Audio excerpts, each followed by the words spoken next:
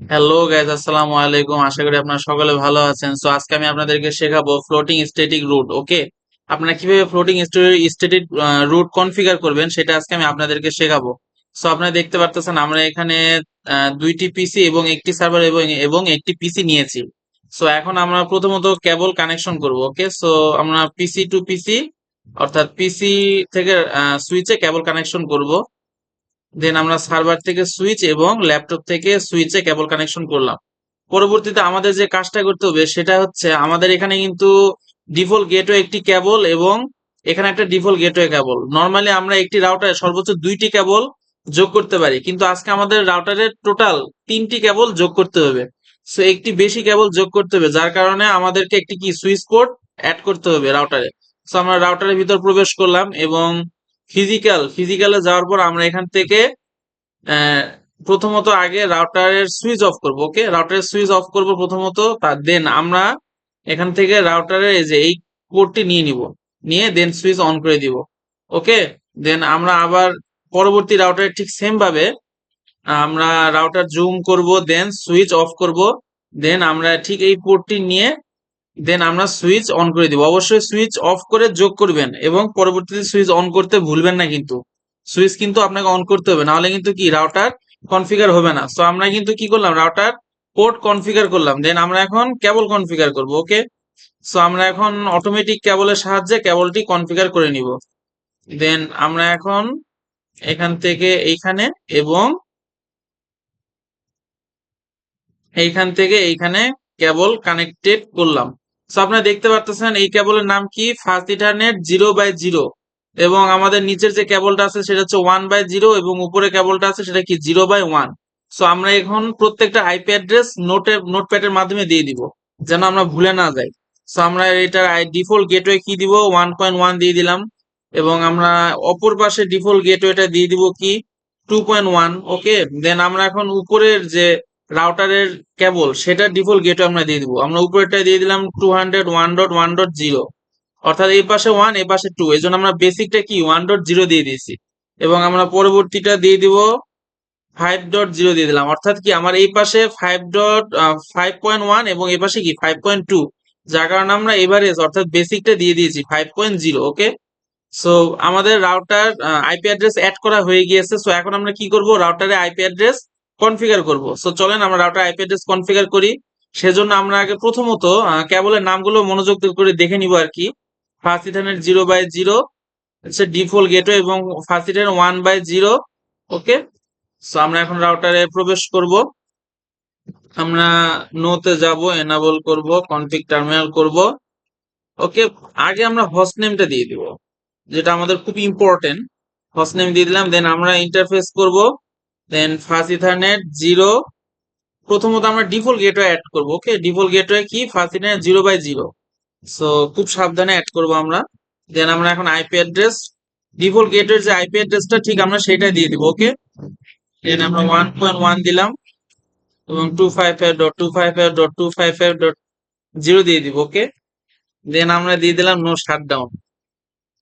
দেন আমরা এখন কি করব, আমরা পরবর্তী রাউটারের কাজ করার আগে আমরা আগে মূলত প্রথম রাউটারের পরিপূর্ণভাবে কনফিগার করে ফেলবো। ওকে, দেন আমরা এখন কি করব, ফার্স্ট ইটারের 1/0 অ্যাড করব।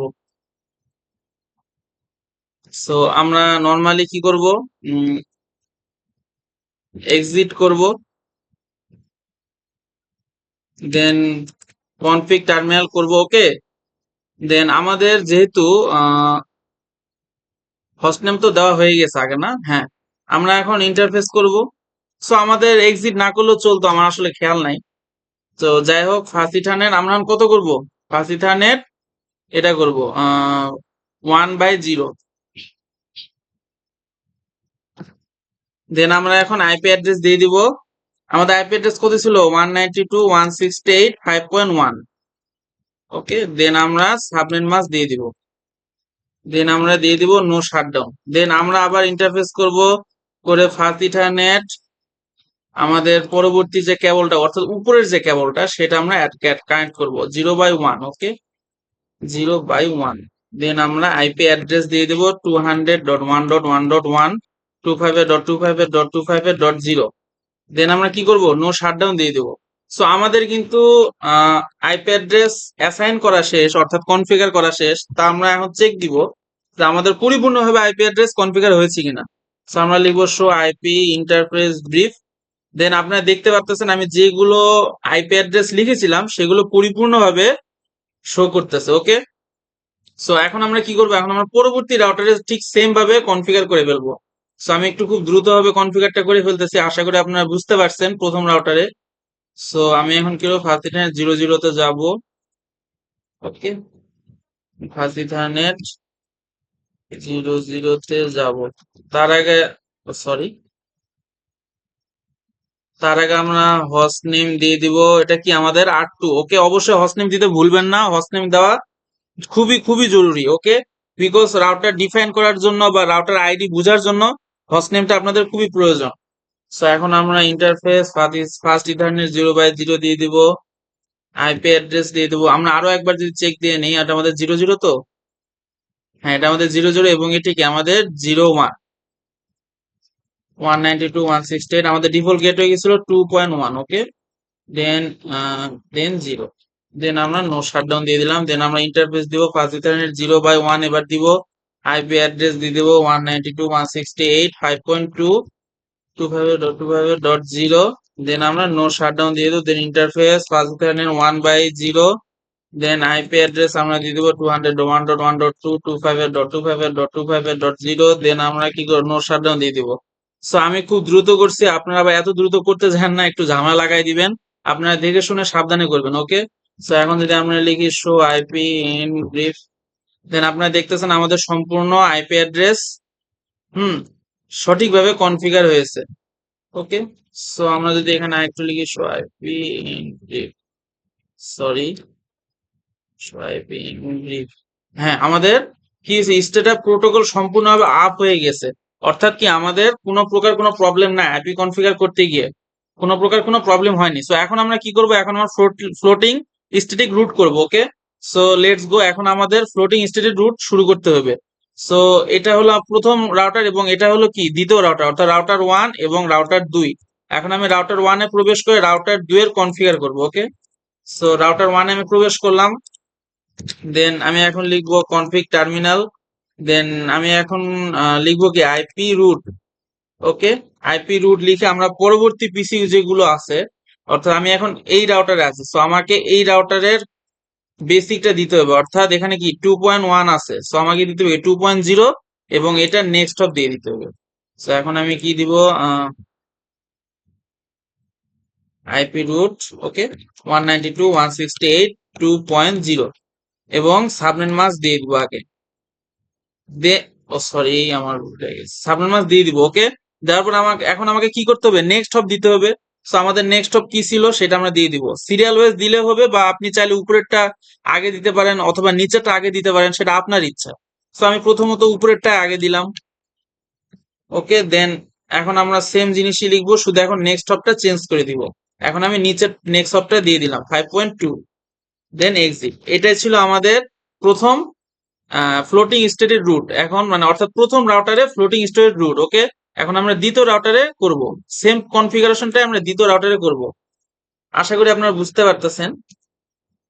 কনফিগ টার্মিনাল আইপি রুট 192.168, এখানে কি হবে বলেন তো, 1.0 কি হবে, 1.0। দেন আমরা সাবনেট মাস্ক দিয়ে দিব।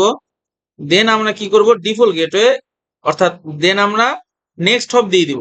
ওকে, নেক্সট হপ আমাদের কি ছিল, আমরা প্রথমত উপরেরটাই দেই 1। দেন আমরা আবার পরবর্তী সেম লিখবো, লেখার পর আমরা কি করব, সরি, হ্যাঁ আমরা কি করব, এখন নেক্সট হপ দিয়ে দিব 5.1। ওকে, দেন আমরা কি করব, এক্সিট করব। সো এখন কিন্তু আমাদের আইপি রুট করা শেষ, অর্থাৎ ফ্লোটিং স্ট্যাটিক রুট এটাই ছিল, সেইটা কনফিগারেশন করে ফেলছি আমরা। ওকে, সো এখন আমাদের ফ্লোটিং স্ট্যাটিক রুট কনফিগারেশন করা শেষ। এখন আমরা কি করব, চেক করব। সো আগে আমরা মূলত যে কোনো দুইটা পিসিতে আইপি অ্যাসাইন করে নিই। 1.2 হবে এটা এবং ডিফল্ট গেটওয়ে কি হবে 0.1। ওকে, দেন সাপোজ ধরেন আমি যদি পিসিতে যাই অর্থাৎ ল্যাপটপে যাই, এই ল্যাপটপে যদি আইপি দেই 2 দিলাম, হুম, 2.1।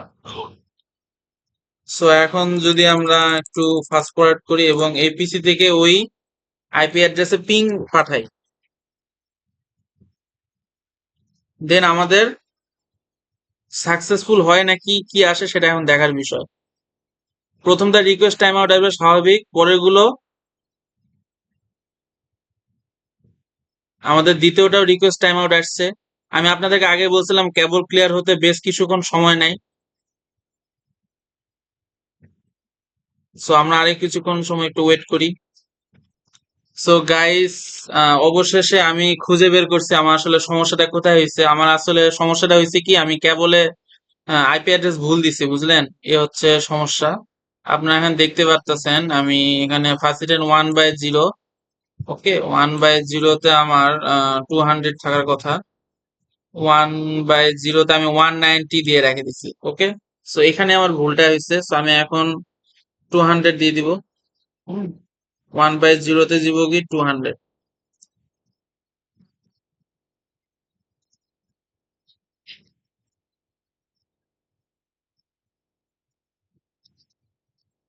200.1.1. এটা 1.1.1 হওয়ার কথা। এই জন্যই ভাবতেছিলাম যে কেন হচ্ছে না, এটা তো হওয়ার কথা। দেন আমাদের আগে নো আই সাথে 1/0 দিয়ে দেন আমার কাছে নো আইপি টেস্ট দিতে হবে, ওকে। আমাদেরকে নো করতে হবে, ওকে।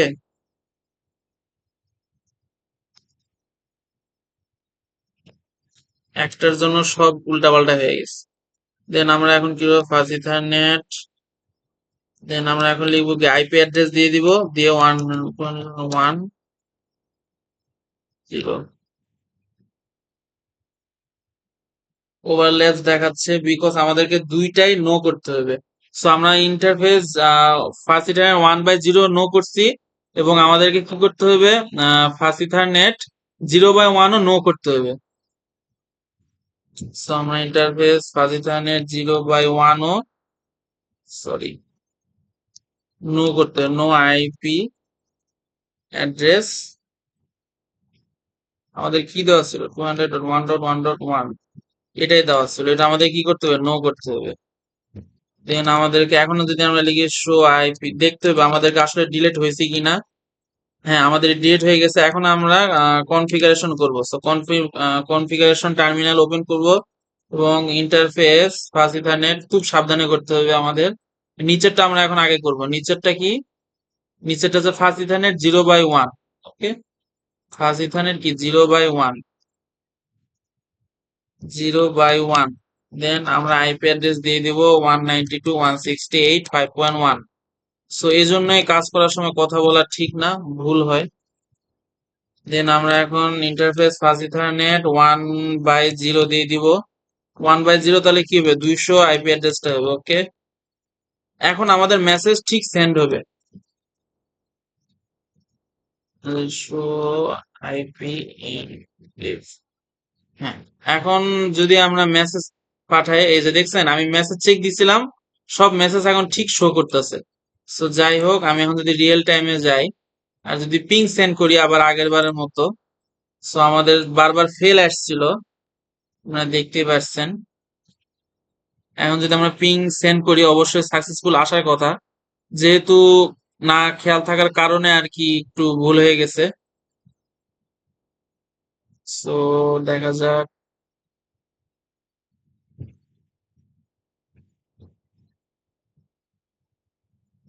আমাদের পিং আসছে, আমাদের পিং চলে আসছে, এই যে ঠিক আমাদের পিং চলে আসছে।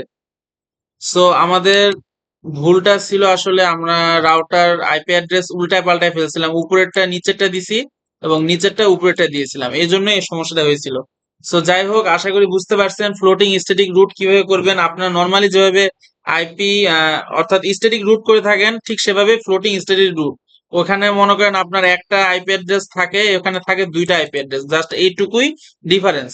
এবং আসলে দুইটা কেন থাকে, এখানে দুইটা কেবল থাকার একটাই কারণ, যে এই কেবলটা যদি কোনো কারণে বাই চান্স বন্ধ হয়ে যায় তাহলে ইমার্জেন্সি হিসেবে এই কেবল ইউজ হয়, অথবা এই কেবল বন্ধ হয়ে গেলে বা ডাউন হয়ে গেলে তখন এই কেবলটা কি হয় ইমার্জেন্সি হিসেবে ইউজ হয়। সো এই জন্য ফ্লোটিং স্ট্যাটিক রুট অনেক ইম্পর্টেন্ট এবং গুরুত্বপূর্ণ একটি টপিকস। সো যদি বুঝাতে পারি বা বুঝতে পারেন, ভিডিওটি ভালো লাগলে অবশ্যই লাইক এন্ড সাবস্ক্রাইব করবেন, পাশে থাকবেন।